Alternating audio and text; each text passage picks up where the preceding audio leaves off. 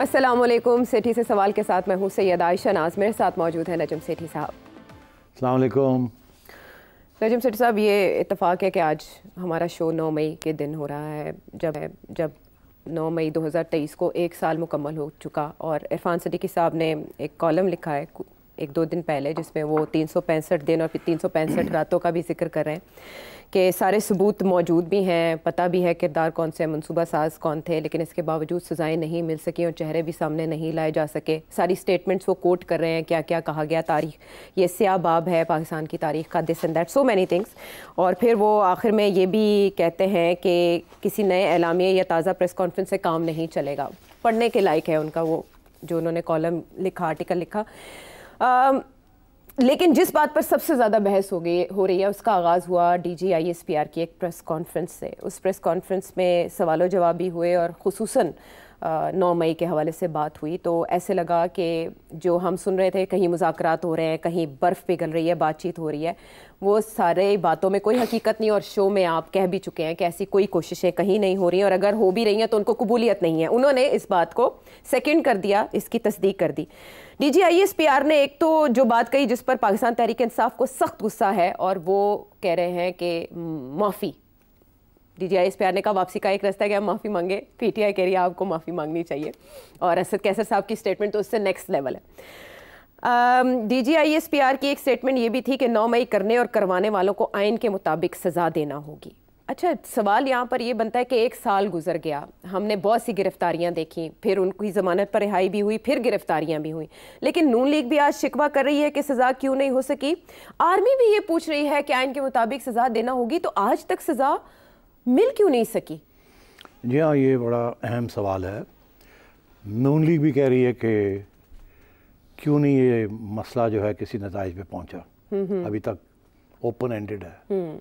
और आज पहले ISPR की तरफ से और फिर आज आर्मी चीफ की तरफ से भी इसकी तरफ इशारा है। और उधर दिलचस्प बात यह है कि PTI वाले कह रहे हैं, हम तो कब से कह रहे हैं कि जुडिशल इंक्वायरी होनी चाहिए या इंक्वायरी होनी चाहिए, तो क्यों नहीं इंक्वायरी हो रही, गवर्नमेंट क्यों नहीं इंक्वायरी कर रही। और आज शहबाज शरीफ साहब ने भी ये तस्लीम किया है कि ये बहुत बड़ा जुर्म था और रियासत की बगावत थी एंड सो ऑन।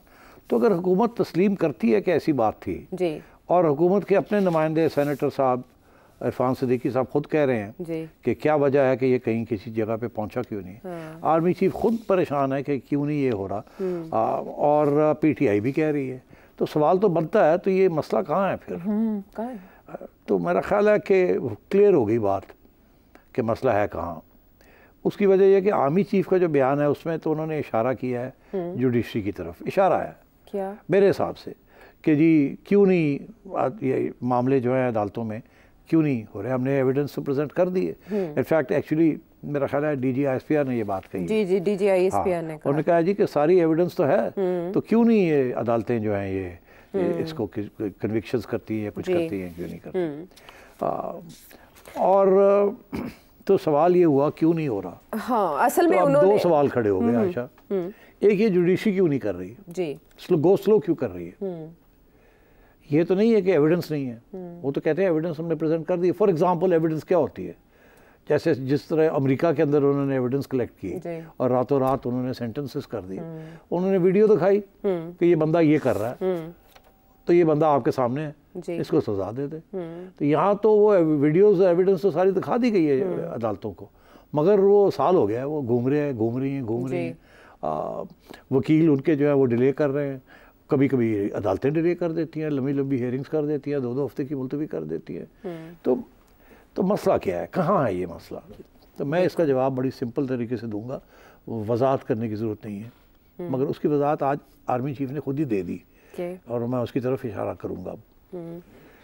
देखिए, जब इस किस्म की इंक्वायरी होती है तो अगर बगावत हुई है तो ये बगावत इतने बड़े पैमाने पे जेल में बैठा हुआ लीडर अपनी पार्टी को इस किस्म के हिदायत दे कि आप ये करें, ये करें, ये करें, ये करें, उस वक्त तक नहीं करेगा जब तक उसे कहीं से इशारा नहीं होगा कि ये कामयाब हो जाएगी। अच्छा। और उसका मकसद क्या है? इस बगावत का मकसद एक, जिसकी तरफ शहबाज शरीफ साहब ने भी इशारा दिया और हम सब सहाफ़ियों को पता है और ये बात आम है कि इस बगावत का मकसद ये था कि आर्मी हाई कमांड के अंदर तब्दीली लाई जाए, क्योंकि ये जो इस वक्त आर्मी चीफ हैं उनके बारे में ये कहा जाता है कि एक तरफ वो हैं और एक तरफ इमरान खान है। तो इसलिए ये एक साजिश थी या बगावत थी। एंड वो शहबाज शरीफ साहब ने तो वाज़ेह तौर पे ये कह दिया it was against the institution itself. इसीलिए इतनी सख्ती के साथ निपटने की कोशिश की जा रही है।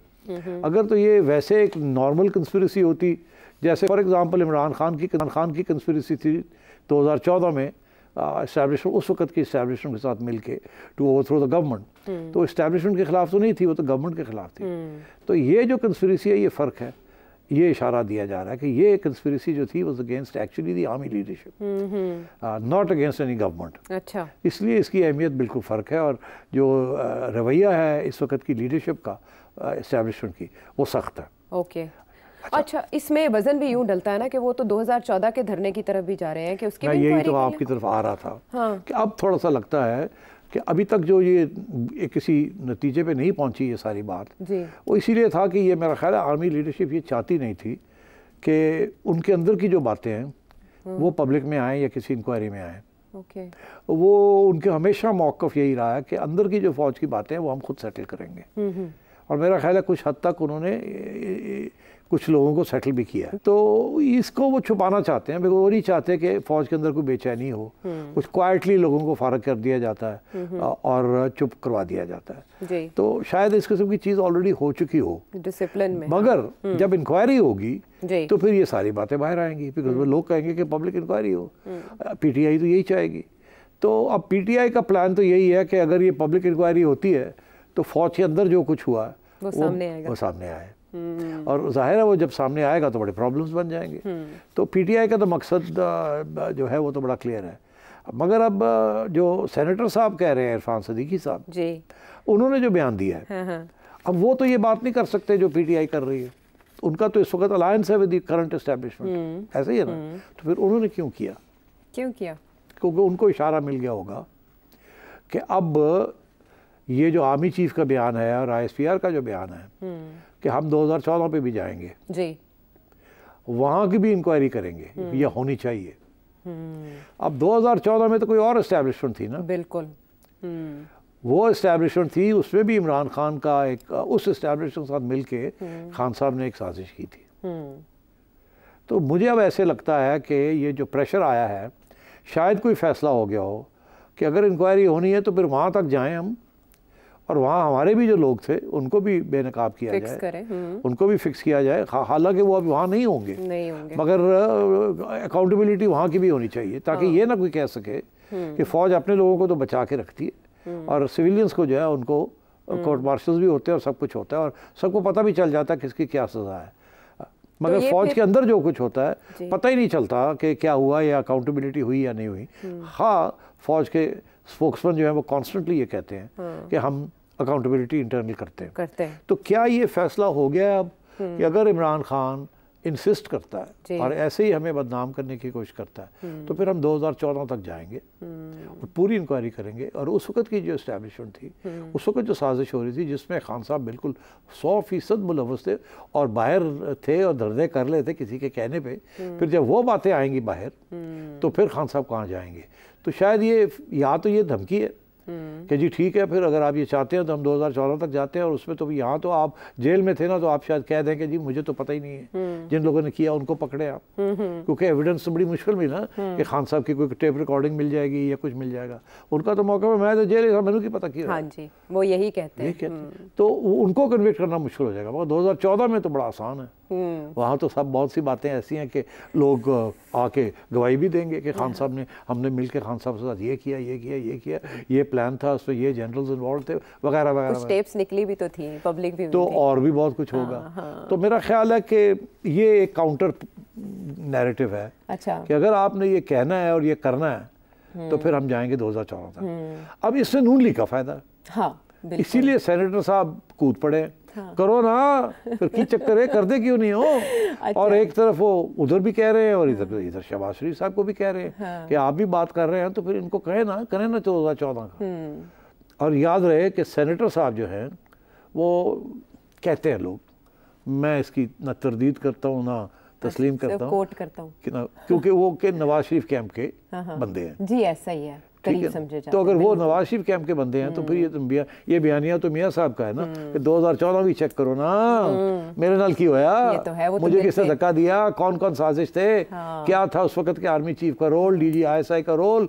और आपको याद होगा उस वक्त 2014 में मियाँ साहब ने जनरल रहील शरीफ को बुला के एक टेप रिकॉर्डिंग भी सुनाई थी उस वक्त के DGISI की, जो कि IB ने टेप की थी, और कहा था ये देखें आपका या मेरा DGISI मेरे खिलाफ क्या कर रहा है, और रहील शरीफ को कहा था इसको फारग करो, और रहील शरीफ से कहा जी मैं इंक्वायरी करूंगा, फिर बाद में रहील शरीफ को उनको साइडलाइन करना पड़ा, फारग करना पड़ा।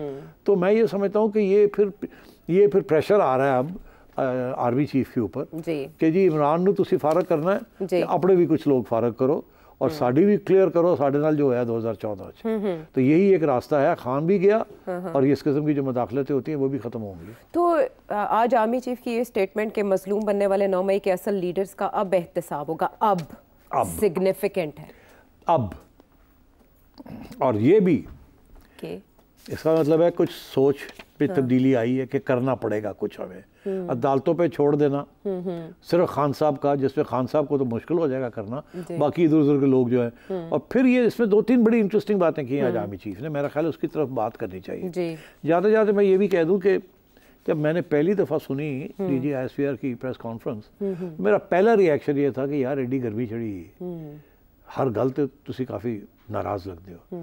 और अभी आसिफ गफूर साहब भी हमें याद हैं कि वो भी बात करते थे, इसी किस्म की बातें उस वक्त भी होती थी।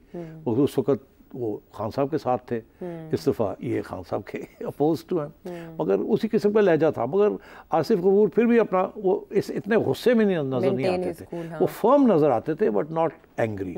आजकल के जो मेजर जनरल साहब हैं वो थोड़े नाराज़ भी और गुस्से में भी थे और सेल्फ राइटियस थोड़े ज़्यादा थे। अब क्या है सेल्फ राइटियस का उर्दू तर्जुमा? चले इसको इतना ही रहने दें, लेकिन आपको नहीं लगता कि 9 मई की वजह से एग्रेशन है फौज में, उनको है? नहीं, बिल्कुल है, बट ये पहली दफ़ा 1 साल के बाद इस तरीके के साथ ये बात कही गई। मैंने ये सोचा कि यार इसकी ज़रूरत क्या थी। पहला मेरा रिएक्शन ये था प्रेस कॉन्फ्रेंस की ज़रूरत है, प्रेस कॉन्फ्रेंस में क्या ये कोई नई बात तो नहीं है। और जो लोग वहाँ सहाफ़ी बैठे हुए थे उनकी शक्लों से ये लग रहा था दे वर नॉट इम्प्रेस्ड। मुझे जो आई नो माई कॉलीग्स बड़े स्केप्टिकल, सिनिकल, उधर से गुस्सा नज़र आ रहा था। ठीक है, तो ये मेरा सवाल ये था अपने ज़हन में कि इसकी ज़रूरत क्या थी। जो आपने कुछ करना है तो करें, ये क्या आप कह रहे हैं कि जी अभी तक कुछ नताइज नहीं निकले, ये नहीं हुआ, वो नहीं हुआ, और ये गद्दारी थी, ये वो तो सब पता है हमें क्या बात। तो अब समझ आइए जब आर्मी चीफ ने जाके आज बयान दिया है कि ये दोनों जो स्टेटमेंट्स थे DGISPR का और आर्मी चीफ का, this is part of a concerted slight change of policy, इसलिए वो गुस्से में नजर आए। और आज जो आर्मी चीफ ने जो बात कही है ये भी बिल्कुल बड़ी सख्त बात है। इतनी क्लियर और सख्त बात आज तक किसी फौजी ने नहीं की। अब ये कहते हैं कि रियल लीडर्स की बात कर रहे हैं कि रियल लीडर्स जो अपने आप को विक्टिम्स कहलाते हैं, मजलूम कहलाते हैं, उनको हम अकाउंटेबल होल्ड करेंगे उनके जो उन्होंने किया, क्योंकि हमारे पास इररिफ्यूटेबल एविडेंस है, इररिफ्यूटेबल नाकाबिले तरदीद एविडेंस है, प्रूफ है हमारे पास। तो ये आज तक तो ये बात नहीं सामने आई। अगर इररिफ्यूटेबल एविडेंस है तो ये अदालतें 1 साल क्या हो गया लेके पे क्यों बैठी हुई? तो ये सवाल खड़ा होता है ना कि उन्होंने चैलेंज कर दिया कि हमारे पास इररिफ्यूटेबल एविडेंस है, और ये ऑब्वियस है कि उन्होंने ये बताया वो अदालतों में ये चीज़ें प्रेजेंट हुई हैं, मगर जो चीज़ें इनके अंदर थी वो तो अदालतों में नहीं गई ना। उसके लिए पिटीशन जारी है खान साहब की तरफ से, खान साहब की तरफ से पिटीशन जारी है। चलो देखते हैं कि बरामद करें। अच्छा, अब ये है कि इसके अलावा उन्होंने बड़ी इंटरेस्टिंग बात कही है। वो कहते हैं कि May 9 will undoubtedly remain a black day in the history of Pakistan when deliberately indoctrinated and insidiously guided miscreants attacked the symbols of the state and national unity, disgracefully desecrating the Shauda monuments. तो वो कहते हैं कि ये misguided, deliberately indoctrinated and insidiously guided miscreants, कि ये जो कुछ हुआ इनको करवाया गया है। और आगे जाके वो ये कहते हैं कि इस किस्म की माइंडसेट, जिस किस्म की माइंडसेट ने शोहदा के खिलाफ ये सारा कुछ किया, उनको टारगेट किया, ये पहले कभी नहीं हुआ इस तरीके का, और इससे उनकी जहनियत पहचानी जाती है कि उनके पीछे क्या जहनियत थी। तो मगर साथ बहुत अहम बात क्या, वो कहते हैं कि ये लोग जो बाहर निकले उनके लिए उनको कहते हैं ये कैनन फॉडर थे for the political ambitions of the masterminds, ईंधन थे उनका। हाँ, तो ये लोग और कहता है कि इनके लिए हम रीजनेबल बेनिफिट ऑफ डाउट देने के लिए तैयार हैं। शक का फायदा उनको दिया भी गया और देने को तैयार है। तो मतलब ये है कि जिन लोगों ने अटैक किया उनमें से मेजॉरिटी वो थे जिनको पता ही नहीं था कि इसके पीछे साजिश क्या है। वो बेचारे अपनी वैसे निकल आए बाहर और उनको नहीं पता था इसके पीछे क्या चाल है या क्या गेम है। जी जी और वो गेम क्या थी वो आज शहबाज शरीफ साहब ने उसकी तरफ इशारा कर दिया। वो गेम ये थी कि फौज के अंदर एक कू करने की against the current army chief. कुछ लोग उसको इंस्टिगेट कर रहे थे कि कुछ बेचैनी हो इसके साथ और आर्मी चीफ आइडेंटिफाई हो जाए। ठीक है, तो ये मेरा ख्याल है कि अब वो कहते हैं कि हम इनको नहीं छोड़ेंगे, हमारा patience will not respond to these provocations and it will be और हम कमज़ोरी का इजहार, हमने जो पेशेंस शो किया है, जो चुप करके बैठे रहे हैं, ज़्यादा हमने कुछ कहा हुआ नहीं है, 1 साल हो गया है, अब उसको ये ना समझे कि वो कमज़ोरी है हमारे पार्ट में, अब हम एक्शन लेंगे। तो ये लगता ऐसे है कि ये 2014 तक भी अब खोलने के लिए तैयार हैं। और नून लीग तो फिर रेडी होगी इस चीज़ के लिए, नून लीग तो कह रही है करो। हाँ। तो उनके लिए तो उनका तो फायदा है ना, दोनों जाएंगे। खान साहब तो पक्की बात है ना, उड़ जाएंगे। और जिन लोगों ने खान साहब के साथ मिलकर फौज के अंदर साजिश की थी नवाज शरीफ साहब के खिलाफ, वो उनका भी रिकॉर्ड पे आ जाएगा। हालांकि मीडिया के अंदर तो वो रिकॉर्ड आ चुका है, मगर क्या फॉर्मली इसको तस्लीम नहीं किया गया। तो ये अब अगर ऐसी इंक्वायरी होती है तो फॉर्मली तो तस्लीम भी कर लिया जाएगा। अब खान साहब ये कह रहे हैं हाँ हाँ जाएँ 2014, तो ये खान साहब तो उड़ जाएंगे 2014 में। इधर शायद ना उड़े, इधर ये खुद बच जाए, बाकी लोग उड़ जाएंगे कुछ। मगर ये भी हो सकता है कि जब अंदर इंक्वायरी करें, ये जो May 9 का जो इंसिडेंट है, वहाँ इनको वादा माफ गवाह मिल जाए, शायद कोई फौजी। अगर कोई ऐसे वादा माफ गवाह मिल जाते हैं जिनका बयान आ जाता है कि हाँ हमने साजिश की थी और हमने खान साहब के साथ मिलकर ये साजिश की थी, खा वो जेल में थे, ठीक है, तो फिर वो भी एक इशू बन सकता है। मगर वादा माफ गवाह की जो होती है ना टेस्टिमनी, वो कमज़ोर समझी जाती है। तो मगर अगर 2014 की बात निकलती है तो वो तो बड़ी पक्की बात होगी। हाँ, उसमें तो बहुत केसेस भी बन सकते हैं, और भी बहुत से मामलात खुल सकते हैं और नून लीग को थोड़ी ब्रीदिंग स्पेस भी मिल सकती है आने वाले वक्तों में। जो मुश्किल वक्त लग रहा था पिछले दिनों में, हमने देखा कि खान साहब की तरफ से बहुत डायरेक्ट अटैक्स आई और उसके जवाब में जो आज के दिन है इसकी स्टेटमेंट्स और उससे पहले DGISPR की स्टेटमेंट्स। लेकिन आपने कहा कि हो सकता है 2014 में से कुछ ऐसा निकला है जो खान साहब के लिए प्रॉब्लम का सबब बने। बात यह कि वो रास्ता भी तो अदालतों की तरफ से ही होके जाएगा। अब 3 मिसालें DGISPR ने भी दी और इरफान सिद्दीकी साहब जो बातें आप कर रहे हैं मुझे ऐसा लग रहा है जैसे रिफ्लेक्ट कर रहा है उनका कॉलम। अब 3 मिसालें वो देते हुए कहते हैं यूके में 2011 में क्या हुआ था, 2021 में अमेरिका में क्या हुआ था, और उससे पहले पेरिस और फ्रांस की भी वो बात कर रहे हैं कि वहां पर फौरी तौर पर केसेस की समाअत हुई और सजाएं दी गई। 18 साल से कम उम्र को भी नहीं छोड़ा गया। क्वेश्चन ये है कि अब वो कह रहे हैं सजाएं दी जाएंगी, किस रास्ते से दी जाएंगी? हाँ, बस ये कैसे सजाएं दी जाएंगी बड़ा मुझे मुश्किल लगता है। उसकी वजह बड़ी सिंपल सी है, या तो आप मिलिट्री कोर्ट्स में सजाएं दें, ठीक, और मेक श्योर कि सुप्रीम कोर्ट उनको किसी को चैलेंज ना करने दे, जो कि मुश्किल है क्योंकि जिस किस्म की तरफ इस दफ़ा जुडिशरी झुक रही है वो अपनी आज़ादी का सोच रही है। और मैंने पहले भी ये कहा कि मेजॉरिटी जो जजेस हैं वो ऐसे लगता है उनके अदालती फ़ैसलों से कि वो PTI के हमदर्दी हैं और खान साहब के हमदर्दी हैं। तो ये पहली दफ़ा मैंने देखा है। पहले एक वक्त था जब हम नवाज शरीफ साहब के लिए ये देखते थे और पीपल्स पार्टी के ख़िलाफ़ था ये, मगर उस वक्त इस्टेब्लिशमेंट प्रेशर डालती थी कि करें ये। इस दफ़ा तो काउंटर प्रेशर है ना जी। वो तो कह रहे हैं करें और वो नहीं कर रहे, खड़े हो गए गेस्ट। तो ये आगे जा आपको याद होगा, अगेन मैं रिमाइंड करता हूँ कि 1 माह पहले मैंने आपसे आपके प्रोग्राम में कहा था कि आगे जो मुश्किलात आएंगी गवर्नमेंट को भी और इस्टेब्लिशमेंट को भी, वो जुडिशरी की तरफ से आएंगी। क्योंकि जुडिशरी का पुराना मसला है कि जब एक पॉपुलर मूवमेंट शुरू हो जाती है तो जज हजरात जो है उसके ख़िलाफ़ बड़ा मुश्किल हो जाता है उसके ख़िलाफ़ जाना। मुझे याद है जब भुट्टो साहब ने 1977 की मैं बात कर रहा हूँ, 1977 लोगों को याद नहीं है, मगर एक बहुत बड़ा मूवमेंट भुट्टो साहब के ख़िलाफ़ शुरू हो गया था कि इलेक्शन रिगिंग की है भुट्टो साहब ने, और वो कह रहे थे PNA वाले के एक नई इलेक्शन करवाएं, और भुट्टो साहब रेजिस्ट कर रहे थे। तो उस वक़्त लाहौर शहर में काफ़ी डेमोन्स्ट्रेशन शुरू हो गई, तो भुट्टो साहब ने लाहौर शहर के अंदर मार्शल लॉ लगा दिया, एक शहर के अंदर, बिकॉज वहाँ सबसे ज़्यादा ये मामला चल पड़ा। और उस वक्त के लाहौर हाई कोर्ट ने मार्शल लॉ को इलीगल डिक्लेयर कर दिया था। तो ये वही जजेस थे जो कि पहले भुट्टो साहब को सपोर्ट करते थे, पर जब इतना ज़बरदस्त पॉपुलर मूवमेंट सामने आ गया, अब होता यह है कि जी जजेस ने भी तो घर जाना होता है, जजेस के भी बाल बच्चे हैं, जजेस भी एक आपके माशरे का हिस्सा है, वो भी जहाँ भी जाते हैं सुनते हैं। और अगर इतना ज़्यादा बहुत बड़ा एक मैस मूवमेंट बाहर हो तो वो उसको इग्नोर नहीं कर सकते। और जब करते हैं तो फिर उनकी बेइज्जती होती है। उस ज़माने में तो सोशल मीडिया नहीं था। अब आप देखते हैं कि अगर पीटीआई वालों को कोई फ़ैसला पसंद नहीं आता तो इतना ज़बरदस्त किस्म का बैकलैश आती है और ऑन सोशल मीडिया के लोग हिल जाते हैं। इस प्रेस कॉन्फ्रेंस के बाद भी आई और वो माफ़ी वाली बात को तो खुसूसन बहुत बतंगड़ बनाया गया। लेकिन सिर्फ बिफोर वी टेक ब्रेक, माफ़ी वो कह रहे हैं कि पीटीआई मांगे और इमरान खान साहब ने कहा है कि वो मांगे। अब ये है डेडलॉक, कैसे टूटेगा? देखिए, जो वो कह रहे हैं ना कि माफ़ी मांगे, वो कॉन्क्रीट बात नहीं है। माफ़ी किस चीज़ की मांगे? कि हमने साजिश की थी, हमने बगावत की थी, ये तो नहीं कोई मानेगा ना। ये तो इट्स अ सेल्फ कन्फेशन। और पीटीआई वालों को कहना है कि अगर हमने ये मान लिया तो फिर सानू टंग देंगे, जाहिर है। ठीक है, तो वो तो एक डिस्ट्रस्ट की ट्रैप हो गया। तो पीटीआई तो ये कहेगी, उल्टा ही कहेगी, आप माफ़ी मांगे। वो कह रहे फॉल्स फ्लैग है। पीटीआई तो ये कहेगी, मगर पीटीआई के जो सपोर्टर्स हैं वो तो नहीं मानते कि फॉल्स फ्लैग था। वो तो कहते हैं हम दलेरी के साथ निकले थे, फुटेजेस हैं, हाँ, हम खुद किया हमने। वो कैसे माने कि ये हमसे करवाया गया या फॉल्स फ्लैग था, कि हम एस्टैब्लिशमेंट के मोहरे थे। ये तो ये इल्ज़ाम है ना कि हम लोगों को तो पता ही नहीं था और हम लोगों को तो एस्टैब्लिशमेंट ने करवाया ये फॉल्स फ्लैग।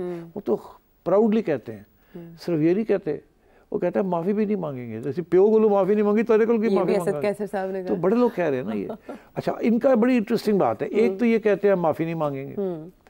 माफ़ी बंदा मांगता है, अगर कोई काम गलत किया हो तो माफ़ी मांगते हैं ना। अगर काम किया ही ना हो तो माफ़ी किस चीज़ की मांगते हैं? ये ऐसे है, एक बंदा है वो आपके घर से चोरी कर लेता है, तो उसी फड़ के उन्होंने पुलिस से वाले कर देते हैं, उन्होंने पुलिस 2 लित्र मार दी। वो कहना जी मैंने माफ़ कर दो। वो भाई तूने माफ़ कर दी, तू तस्लीम कर, तू चोरी की है तो माफ़ कर दी है ना। कहना जी मैं चोरी नहीं की मगर मैंने माफ़ कर दे। हाँ, नहीं तो खौफ, माफ़ी खौफ नहीं होती। माफ़ी ये होती है कि मैंने गलती मेरे से हो गई है, मुझे माफ़ कर दे, कन्फेशन। हाँ, मगर ये नहीं होती कि आपके मैंने किया ही नहीं है, मैंने माफ़ कर दो। भाई माफ़ तो किस गलत करिए अगर तू किया ही कोई नहीं। तो ये इसलिए अब बात ये है कि ये माफिया ना इन्होंने मांगनी है ना उन्होंने मांगनी है। अच्छा। तो ये तो ना इधर है ना देर है, ये तो वन अपमैनशिप हो रही है। तो इसलिए मैं समझता हूँ कि अब मेरा ख्याल है टाइम बीइंग के लिए, कुछ अरसे के लिए, कम अज़ कम अगले 6-7 महीने के लिए ये जो तू मैं चल रही है। अब फ्रैंकली ये जैसे कहते हैं ना, गेम्स जो है वो फुटबॉल जो है वो अब इनके खाते में है, किनके? एस्टैब्लिशमेंट के। अच्छा। पीटीआई बड़ी उनके खाते में गेंद खेल रही है, उनके हाफ में गेंद खेल रही है। अब अगर एस्टैब्लिशमेंट ने पीटीआई के हाफ में गेम खेलना है तो या गोल करना है पीटीआई के खिलाफ, तो अब एस्टैब्लिशमेंट को कुछ करना पड़ेगा। इतने सख्त बयानों के बाद अगर अभी भी कुछ नहीं करते इन टर्म्स ऑफ इंक्वायरी और इन टर्म्स ऑफ कन्विक्शंस, तो फिर ये लगेगा कि एस्टैब्लिशमेंट का जो बयानिया है वो है ही जीरो, बहुत कमज़ोर है। कन्विक्शंस तो अदालतों के थ्रू होनी है और इसी मामले को तो अब अदालतें तैयार नहीं है। तो अब सोचना ये है कि ये तो मसला बन गया ना। एक तरफ आप कहते हैं हम करके देंगे, उधर से अदालतें कर नहीं रही है, तो क्या करेंगे? क्या करेंगे आप? मार्शल लॉ लगाते हैं तो अदालतें स्ट्राइक डाउन कर देती हैं, फिर क्या करेंगे? क्या करेंगे? तो ये है कि इतनी बड़ी बात की है, अब कोई हल भी होना चाहिए एस्टैब्लिशमेंट के पास कि ये सिर्फ बातों से बात नहीं बनेगी, क्योंकि बातें जितनी आप करते हैं उतनी बातें वो करते हैं। जवाब दे देते, जवाबुल जवाब हो जाता है। लेकिन बहुत से और भी सवाल उठ रहे हैं। मुझे ब्रेक का कहा जा रहा है, अगले को लेकर बिलावल भुट्टो जरदारी साहब भी कमीशन का मुतालबा कर रहे हैं, शहबाज शरीफ साहब इसे बगावत करार दे रहे हैं। तो क्या इसका इख्तिताम जो है वो किसी कमीशन पर ही होगा, कमीशन की फाइंडिंग्स पर ही होगा? ब्रेक के बाद आते हैं हम।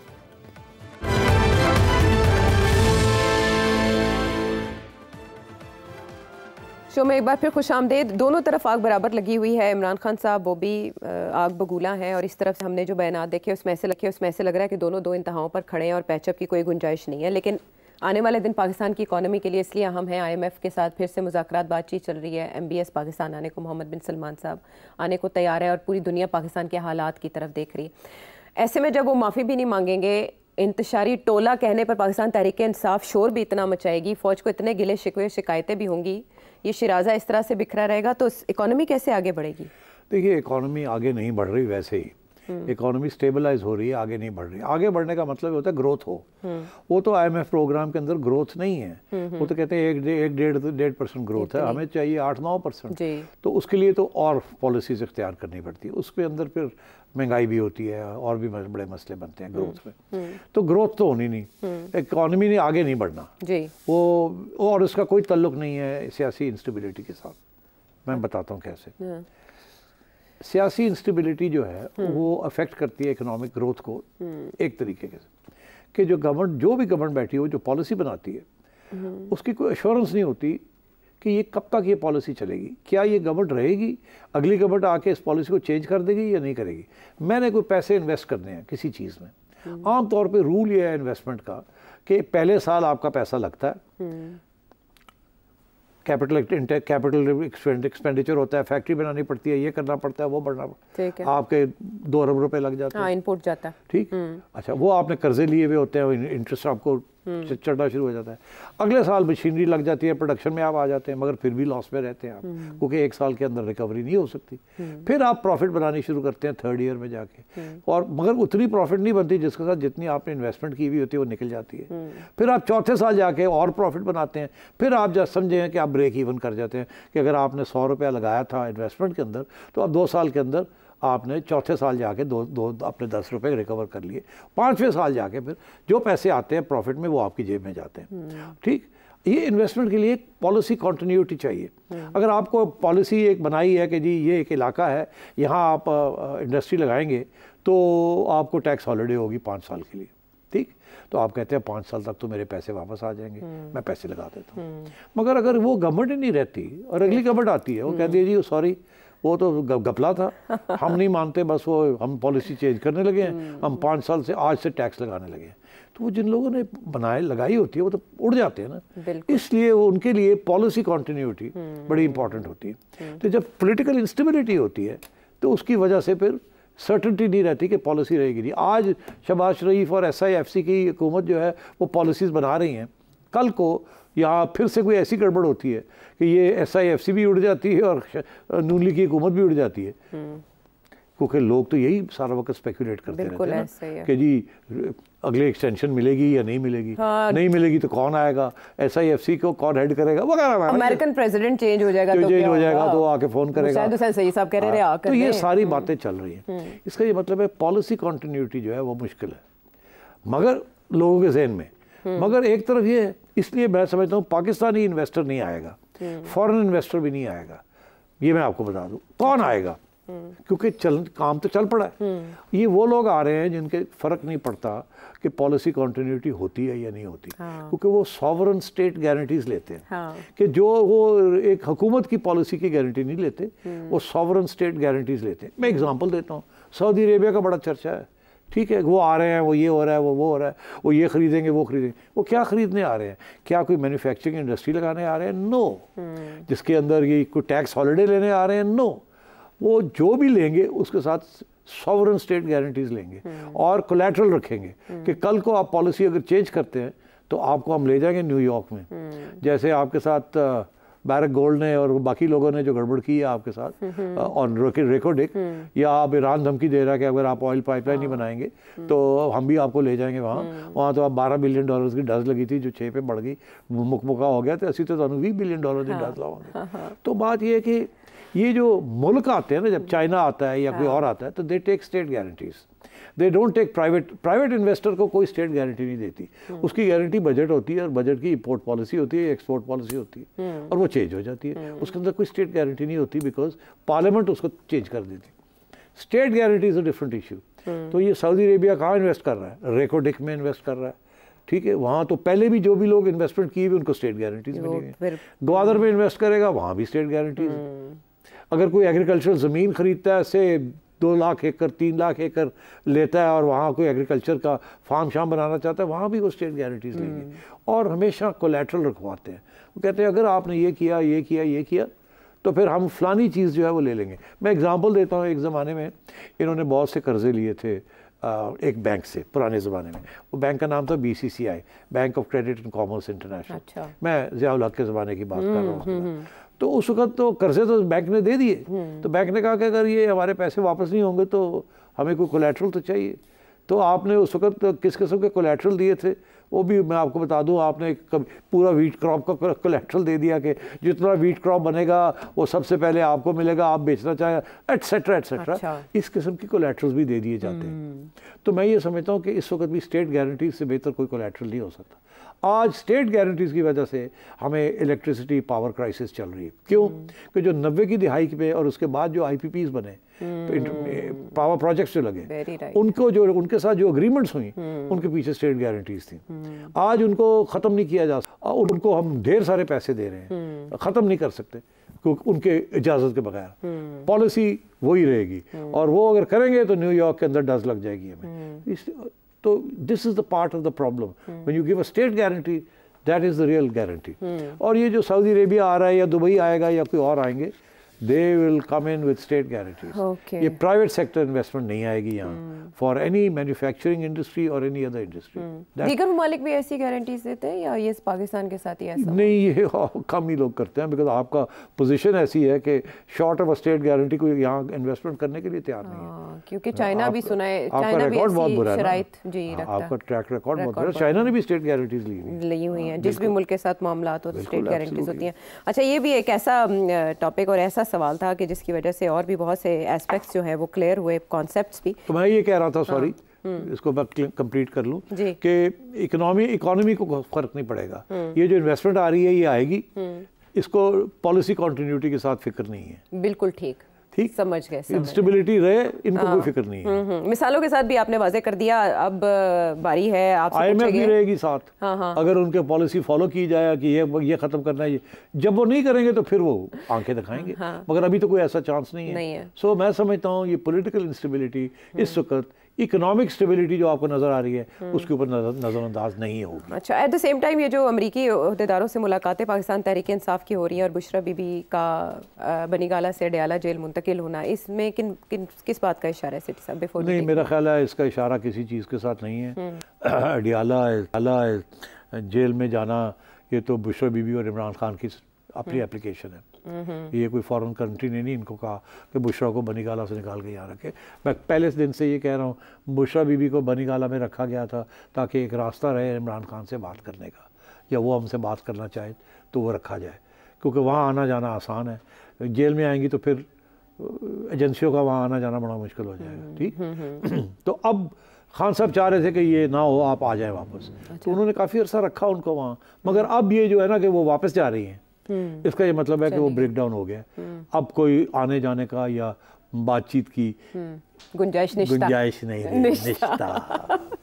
बट क्वेश्चन जवाब से सवाल आए हुए हैं, वो भी बड़े इंटरेस्टिंग है, लेकिन हमें शामिल करने एक ब्रेक के बाद।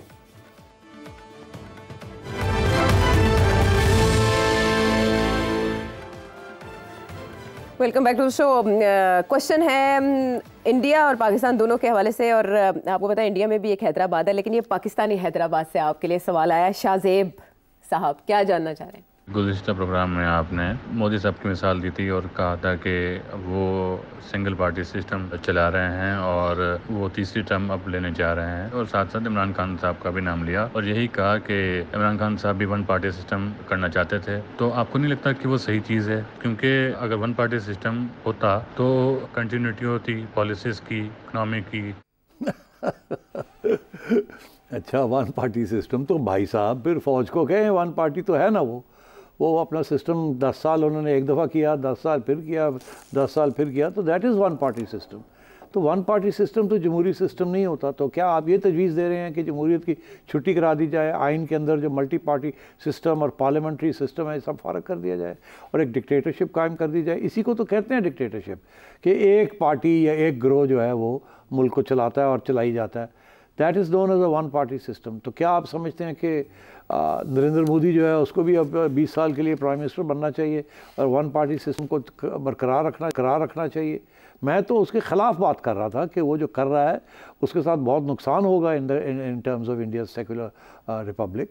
और अब आप देखिए कि वो तीसरी टर्म लेने जा रहा है मगर उसके से कोई मेजॉरिटी नहीं मिलेगी उनको, और ये उसकी आखिरी टर्म है। बिकॉज वन पार्टी सिस्टम जो है is not acceptable to in a democratic constitution. कम से कम 2 या 3 पार्टीज़ होती हैं ताकि लोगों को मौका मिले कि वो अपनी फ़ैसला करें कि जी जिसको देना है हमने इक़्तिदार या किसी और को देना है। तो सारा जमहूरियत का जो सिस्टम है is known as a multi party system. इसीलिए हम शोर डालते हैं जब फ़ौज आ जाती है कि जी वो नॉन पार्टी बेस्ड इलेक्शंस करवाते हैं। It's nonsense. तो अब आप अगर ये चाहते हैं कि वन पार्टी हो तो फिर आप मेहरबानी करें, सबसे पहले तो नवाज शरीफ साहब ये चाहते थे एक ज़माने में कि उन्हीं की पार्टी रहे और बाकी सारे फारग हो जाएं, तो उसको भी अपोज़ किया गया। तो अब खान साहब ये चाहते हैं उसको भी अपोज़ किया जाएगा, और जब मार्शल लॉ लगता है तो उसको भी अपोज़ किया जाएगा। या आइन होगी जिसके ऊपर सब सियासी जमातों का एक फ़ैसला था, मुश्तरका फ़ैसला था 1973 में कि ये डेमोक्रेटिक रिपब्लिक होगी पाकिस्तान की, या वो होगा। या फिर अगर आपने डिक्टेटरशिप करनी है तो फिर यार है छड़ो सारी गल कि खान आए या नवाज शरीफ आए, फ़ौज दे वाले करो सारा मुल्क और कहो जी अगले 40 साल वास्ते तुसी आप ही करो, अल्लाह खैर सल्ला। उससे ज़्यादा स्टेबिलिटी कौन ला सकता है? खान साहब तो नहीं ला सकते, वो तो आपने देख ही लिया, उन्होंने कोशिश की थी और हमने देख लिया नून लीग ने भी एक आध कोशिश की थी, वो भी नहीं ला सके। ये मुल्क में अंदर वन पार्टी नहीं चल सकती। It is a bouquet of flowers. अब पहले ज़माने में तो अयूब खान ने सेंट्रलाइज करने की कोशिश की थी ना, वन पार्टी का तो यही मतलब है कि इस्लामाबाद से सारा मुल्क चले। अब नहीं चल सकता इस्लामाबाद में। अब मैं कहता हूँ नॉर्दर्न ये आपका गिलगित बल्तिस्तान नहीं चल सकता इस्लामाबाद से, आपका केपी छोड़ें, आपका फाटा नहीं चल सकता इस्लामाबाद से। बलूचिस्तान जो है वो किस तरीके से चल रहा है आप जानते ही हैं। सिंध तो सवाल ही पैदा नहीं होता कि चल जाए, एंड सो ऑन। तो मैं ये समझता हूँ कि इससे भी सोच जो है ये काउंटर प्रोडक्टिव है। हमें कोई क्रिएटिव थिंकिंग अगर करनी भी है तो किसी और तरीके से करें, ये ना कि चलो जी फिर वन पार्टी सिस्टम कर दो, इमरान खान दिवाले कर दो। तो पॉलिसीज़ की कंटिन्यूटी कैसे इंश्योर करें? किसकी पॉलिसीज़ की कंटिन्यूटी? उनका मसला है असल में, वो चाहते हैं तो पॉलिसी कंटिन्यूटी जो है वो एक कॉन्स्टिट्यूशन के तहत होती है ना। मैंने एक्सप्लेन किया, या सॉवरेन गारंटीज दें आप, या फिर आप पॉलिसी कंटिन्यूटी के लिए और किसी किस्म की गारंटीज दें आप, वो तो अग्रीमेंट्स के अंदर लिखा जाता है, नो प्रॉब्लम। ठीक है, यानी जो पिछले सेगमेंट में सेठी साहब ने जवाब दिया होता है। अगला सवाल लाहौर से है, अदील साहब। सेठ साहब, ये थिंक टैंक का कॉन्सेप्ट क्या होता है और क्या पाकिस्तान में कुछ थिंक टैंक्स होते हैं? जी, ये थिंक टैंक का कॉन्सेप्ट जो है ये वेस्टर्न डेमोक्रेसीज़ में ये इस्टेब्लिश किया गया कोल्ड वॉर के ज़माने में, कि अमेरिका में खुसूसन सबसे ज़्यादा थिंक टैंक्स अमेरिका में हैं और 90% उनमें से ऐसे हैं जो कि फंडेड हैं बाय अमेरिकन कांग्रेस, और 10% ऐसे हैं जो प्राइवेट सेक्टर उनको फंड कर रहा है। मगर वो भी जो प्राइवेट सेक्टर है वो भी बहुत बड़े मिलिट्री इंडस्ट्रियल कॉम्प्लेक्स के थिंक टैंक के लोग हैं, या रॉकफेलर फाउंडेशन है जो कि वैसे ही इस्टेब्लिशमेंट के साथ मिली हुई है। तो ये थिंक टैंक्स जो हैं देर इस्टेब्लिश्ड कि जो बयानिया होता है हुकूमत का या एक सियासी जमात का, उस बयानिया को आगे बढ़ाने के लिए थिंक टैंक्स बनाए जाते हैं ताकि सारा वक्त वहाँ बहस और डिबेट होती रहे, ताकि एक अच्छा बयानिया, जो भी बयानिया उस वक्त की रूलिंग गवर्नमेंट या पार्टी जो है बनाना चाहती है, उसकी फ़ाइन ट्यूनिंग के लिए और उसके अंदर और इंफॉर्मेशन देने के लिए थिंक टैंक्स बनाए जाते हैं। क्योंकि सब इंटेलेक्चुअल्स जो है उनको हुकूमत के अंदर तो लिया नहीं जा सकता, तो इसलिए प्राइवेट सेक्टर तैयार हो जाता है with funding from American government कि जी ये ह्यूमन राइट्स का थिंक टैंक है, ये फलाने का थिंक टैंक है, ये नेशनल सिक्योरिटी का थिंक टैंक है, ये इकोनॉमिक पॉलिसी का थिंक टैंक है। और उसके अंदर फंडिंग जो है वो ऐसे जगह से आती है जहाँ जिनका वेस्टेड इंटरेस्ट होता है कि एक किस्म की सोच, एक किस्म का बयानिया वो थिंक टैंक बनाए। तो that is where the origin of think tank comes from. बहुत कम थिंक टैंक्स हैं जो जेन्युइनली इंडिपेंडेंट हैं, because to be an independent think tank you have to be anti policy of the two political parties से in America और से in the UK. वो बड़ा मुश्किल है क्योंकि जो लोग थिंक टैंक को फंड करते हैं वो एक या दूसरी जमात को फंड कर रहे होते हैं। पाकिस्तान के अंदर सिचुएशन ये है कि ना मुस्लिम लीग का कोई थिंक टैंक है, ना पीटीआई का कोई थिंक टैंक है, ना पीपल्स पार्टी का कोई थिंक टैंक है। इन्होंने फंडिंग ही नहीं की थिंक टैंक्स की। थिंक टैंक की जो फंडिंग हुई है वो दो तरह से हुई है, एक रियासत फॉरेन ऑफिस के 1-2 थिंक टैंक्स हैं और फिर कुछ इस्टेब्लिशमेंट के थिंक टैंक्स हैं, वहाँ रिटायर्ड फौजी, रिटायर्ड ब्यूरोक्रेट्स जो कि हमेशा एक ही बयानियाँ लेके चलते हैं और उनके अंदर ज़्यादा गुंजाइश नहीं होती, वो थिंक टैंक्स हैं यहाँ। उनकी कोई इंडिपेंडेंट हैसियत नहीं है, ना ही उनको कोई पहचानता है और ना ही उनकी कोई कोर्ट करता है। यहाँ 5-6 थिंक टैंक्स ऐसे हैं इस्लामाबाद में। फिर एक सियासी जमात थी जिसने अपना थिंक टैंक बनाया था, वो थी जमात इस्लामी। अब अगर वो थिंक टैंक भी अब कोई ख़ास उसकी अहमियत नहीं रही, वो भी फॉल थ्रू हो गया है जिसे कहते हैं। तो अभी कोई यहाँ पाकिस्तान के अंदर कोई इंडिपेंडेंट थिंक टैंक नहीं है। वो कैसे होगा, कौन उसको सपोर्ट करेगा? थिंक टैंक के लिए करोड़ों रुपए चाहिए होते हैं एक थिंक टैंक को बनाने के लिए ऑफ एनी क्रेडिबिलिटी। यहाँ कुछ यूनिवर्सिटीज़ हैं, कुछ और लोग हैं जिन्होंने 1-2 थिंक टैंक्स बनाए हैं, मगर उनका भी जो सियासी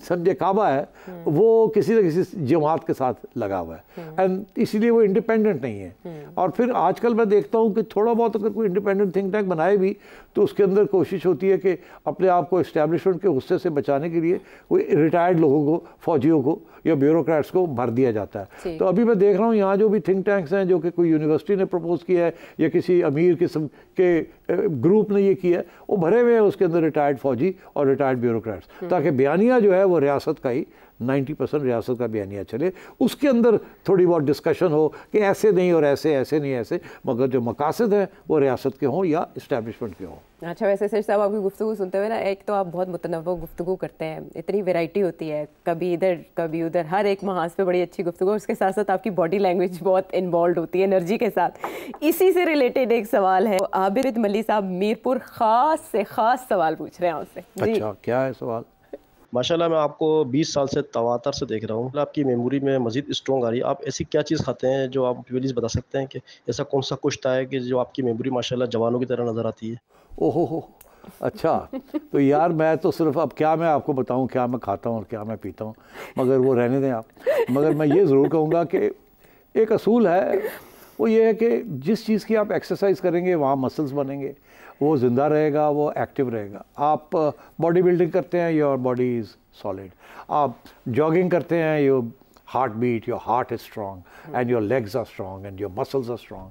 आप तो जिस किस्म की आप एक्सरसाइज करेंगे वहाँ के मसल्स स्ट्रॉन्ग होंगे। अच्छा, मेरे बाकी मसल्स तो खैर उनके बारे में कम ही बात की जाए, मगर ये जो यहाँ मसल्स है ना, इनको मैं 1963 से, और ये मैं किसी वक्त बताऊंगा वाई 1963 से मैं इसको बड़ी वर्जिश कर रहा हूँ। अभी भी एक दिन के अंदर 3-4 घंटे मेरी पढ़ाई होती है। पहले 2 घंटे लिखाई भी होती थी, आजकल लिखाई कम है, पढ़ाई है। तो सुबह जब मैं उठता हूँ तो पहले 2-3 घंटे तो सिर्फ पढ़ाई होती है, सारे अखबार पढ़े जाते हैं, फिर उसके बाद आर्टिकल्स, इंटरनेशनल आर्टिकल्स आए हुए होते हैं, फिर और बहुत सी चीज़ें आ रही होती हैं। अच्छा, जब ये आप पढ़ते हैं ये चीज़ें, तो सबसे पहला आपका मकसद ये होता है कि याद रहें। फ़ायदा क्या हुआ अगर चीज़ पढ़ी तो याद ही ना रही, क्योंकि अगर याद नहीं रही तो फिर मैं यहाँ बैठ के जवाब कैसे दूंगा। तो फिर जब आप पढ़ रहे होते हैं तो आप मार्किंग भी कर रहे होते हैं या आप नोट्स ले रहे होते हैं, क्योंकि नोट्स लेने के साथ एक प्रैक्टिस आ जाती है कि जी 1 2 3 इस बंदे ने ये 3 मोटी मोटी बातें कही हैं, क्या कही हैं, लिख लें, ताकि जब लिखेंगे तो याद रहेगा। अब वो तो अब टाइम चला गया कि जी बैठ के लिखें, क्योंकि इतना मवाद आ रहा है। तो जब आप पढ़ रहा होता हूँ तो मैं मार्किंग कर रहा होता हूँ अपने ज़हन में कि आयशा ने ये आर्टिकल लिखा है, इसके अंदर क्या था, पढ़ा तो है मैंने। अच्छा, इसके अंदर एक ये कहा आयशा ने, एक ये कहा, एक ये कहा, और कुछ कहा नहीं, सही फिर देख लो, हाँ ये भी कहा था, 4 पॉइंट्स। अब 4 पॉइंट्स याद हो गए, फिर सोचते हैं कि इसको मार्किंग कैसे की जाए, कैसे याद रहेंगे। 4 तो याद रहेगा फिगर, मगर हो सकता है जब आर्ग्यूमेंट करनी हो तो 2 ही याद रहे, बाकी कहाँ जाएगा। तो फिर ये है कि कभी कभी वो जैसे कहते हैं ना, वो मैंने अपने आप को कभी कोई चीज़ भूल जाए कि आज रात को जाना है कहीं खाने पे, तो बहुत से टेंशन होती है, ये सोच रहा होता हूँ कि आज टीवी जाना है, वहाँ से आके ये करना है, वो, तो बहुत सी चीज़ें घूम रही होती हैं। तो मैं क्या करता हूँ, अपना रुमाल लेकर उन्होंने गंड मार लेना, रुमाल की गंड मार के जेब पा लेना, ताकि जब मैं हाथ जाऊँ तो वो गंड मिले, वो याद आ गया कि वो फलानी चीज़ करनी थी। तो इस किस्म में टैगिंग भी मैं करता हूँ, मगर मेन इशू ये है कि वर्जिश करें। आपने अगर कुछ पढ़ा है तो उसको याद रखने की कोशिश करें, टैगिंग करें उसकी, और करें माइंड को। मैं 3-4 घंटे मिनिमम एक्सरसाइज करता हूँ माइंड की। तो किताबें भी पढ़ते हैं, आर्टिकल्स आजकल इतने आते हैं, किताबों पढ़ने का टाइम नहीं है। इतनी मोटी 300 सफ़े की किताब, वो 3 सफ़े का आर्टिकल के अंदर सारी बात आ जाती है। तो अब ये है कि that is where the real information is coming from. अगर आप न्यूयॉर्क टाइम्स पढ़ लें, आप अगर द इंटरसेप्ट पढ़ लें, एक दो इंडिया के द वायर, द प्रिंट पढ़ लें, उनके जो आर्टिकल्स आते हैं, और यहाँ जो मेन न्यूज़पेपर्स हैं आपके, उनको पढ़ लें, और उसके बाद जो इंटरनेशनल आर्टिकल्स आ रहे होते हैं, 3-4 बड़े बहुत इंपॉर्टेंट फोरम्स हैं, या एक आध इंडिपेंडेंट थिंक टैंक भी है, तो वो आप पढ़ लें, तो you have enough material. Interest भी तो मैटर करता है ना सेठी साहब? हाँ, इंटरेस्ट भी मैटर करता है, और क्योंकि आप यहाँ के हर किस्म के सवाल पूछ लेते हैं मुझे, और ये लोग कभी कभी बताते भी नहीं है क्या सवाल है, तो मुझे ज़हनी तौर पे तैयार होना पड़ता है कि यार आज अगर पैलेस्टाइन का सवाल आ गया तो am I fully knowledgeable, up to date?